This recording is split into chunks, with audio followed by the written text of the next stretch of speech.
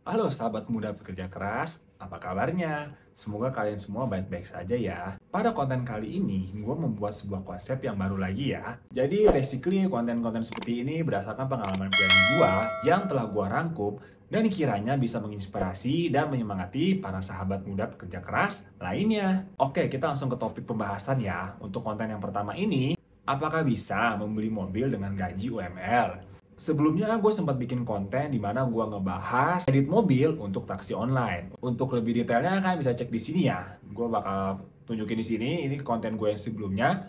Gue ngejelasin soal kredit mobil untuk bekerja sambilan taksi online. Sebelum kita membahas pada topik tersebut, mari kita cari tahu dahulu berapa gaji UMR saat ini. Dan karena gue hidup di Jakarta, jadi gue bakal ambil salah satu contoh patokan gaji UMR yang ada di Jakarta. Bisa kalian lihat gaji UMR pada tahun ini yaitu sebesar 4,9 juta. Kembali ke pertanyaan awal, dengan penghasilan tersebut apakah cukup untuk mengambil kredit untuk mobil? Mari kita cari tahu dahulu berapa biaya untuk kredit mobilnya itu ya. Gua akan mengambil salah satu contoh mobil yang paling laku, paling laris di pasarannya, yaitu Daihatsu Sigra. Sekarang mari kita coba lihat berapa perhitungan skema kredit jika mengambil mobil ini ya. Dan di sini gue coba browsing dan menemukan harga Sigra tipe tertingginya yaitu Sigra R ya. Dan diambil contoh seperti ini. Ini gue ambil contoh di salah satu situs marketplace yaitu OLX ya. Ya, harga cashnya berkisaran 149 juta dengan kredit 139 juta. Skema kredit yaitu DP 8 juta, cicilan 3,4 juta kali 60 alias 5 tahun. Di sini ini yang gua ambil contoh patokannya sih mobil second ya. Cuman kurang lebih untuk mobil barunya nggak jauh beda ya. Karena ini secondnya juga second yang tahun-tahun baru, bukan tahun-tahun yang lama punya. Angsuran bisa menyesuaikan sesuai DP. Namun, jika DP-nya minim, biasa range cicilannya antara di 3 komaan ya. Sekarang, sehabis kita mendapatkan harga angsurannya, dengan gaji UMR Jakarta yang berkisaran 4,9 juta ini, apakah mampu untuk mengajukan kredit mobil besaran seharga 3,4 juta setiap bulannya? Mengikuti standar dari perbankan Indonesia, angsuran kredit yang dinyatakan aman yaitu angsuran yang tidak melebihi dari 40% dari penghasilan kita. Dan di mana artinya itu, jika gaji kita 4,9 juta, maka kita harus mencari angsuran kurang dari 1,960 juta rupiah. Jadi kita nggak boleh ambil angsuran lebih dari 2 juta ya, kalau penghasilan kita 4,9 juta. Saya rasa dengan jumlah 1,9 juta ini akan sulit ya untuk mencari mobil angsurannya kisaran di angka tersebut. Kecuali jika kalian memiliki privilege. Privilege yang saya maksudkan ini adalah di mana kalian tidak menanggung beban untuk makan ataupun tempat tinggal. Yang dalam artian masih tinggal sama orang tua ya. Itu sebuah privilege khusus tuh. Jika kasusnya seperti itu ya nggak perlu pusing-pusing soal angsuran ya. Karena ya dengan gaji yang kita punya tersebut ya dalam artian pasti cukup. Namun jika kita tidak punya privilege tersebut, cara lainnya yaitu dengan kita mencari uang tambahan alias bekerja sambilan.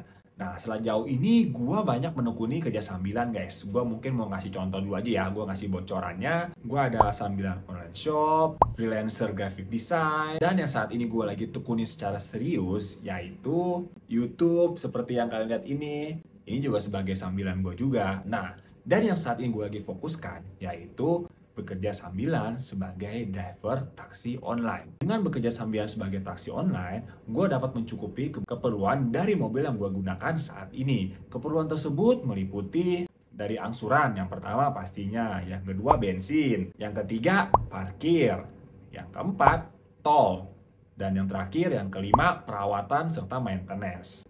Dan dari kerja sambilan ini, gue nggak perlu memikirkan lagi masalah makan. Soalnya setiap kali on beat, gue biasanya selalu potong uang makan pada dari penghasilan kerja sambilan gue ini. Jadi bisa dibilang dengan pekerjaan sambilan gue ini, gue nggak perlu memusingkan lagi biaya-biaya apapun yang akan dikeluarkan untuk mobil ini. Malahan seringkali ada lebih setiap bulannya. Nah, lebihnya ini bisa gue manfaatkan untuk belanja-belanja keperluan yang lainnya guys. Untuk lebih detail skema perhitungannya, kalian bisa cek pada konten gue yang satu ini ya. Dimana di konten itu gue menjelaskan detailnya kerja sambilan sebagai taksi online. Dan juga gue belak-belakan bocorkan penghasilan gue selama 1 bulan pada satu aplikasi yaitu Gokar. Di situ kalian bisa cek secara detail ya kira-kira angsurannya, kebutuhannya, dan segala lupa Jadi kira-kira seperti itu ya teman-teman. Memiliki mobil impian dengan penghasilan gaji UMR itu sebenarnya pasti bisa kok. Bisa. Namun kembali lagi kepada pribadi kalian masing-masing. Mau mengusahakannya atau tidak. Jika kalian mau mengusahakannya, ada banyak pilihan kok. Ada banyak solusi yang lainnya. Dan salah satunya yang tadi gue sebutkan. Bekerja sebagai taksi online. Atau kalian bisa memilih untuk menekuni kerjaan lain, sampingan, dan segala rupa.